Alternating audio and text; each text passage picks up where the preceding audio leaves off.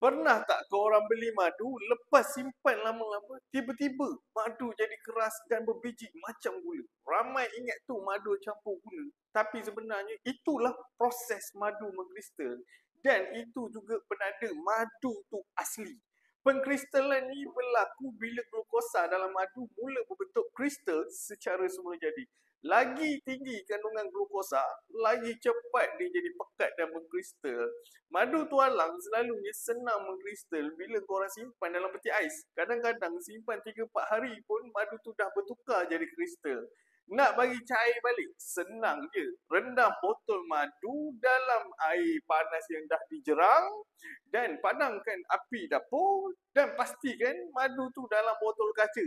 Kalau botol plastik, jangan gendang dalam air panas. Nanti rosak madu tu. Jadi, kalau jumpa madu mengkristal, jangan buang. Itu bukan madu campuran, itulah tanda madu tu tak dicampur dan juga asli. Korang pernah jumpa madu mengkristal dalam botol? Cuba share dekat komen, adakah korang buang madu tu atau korang cairkan balik?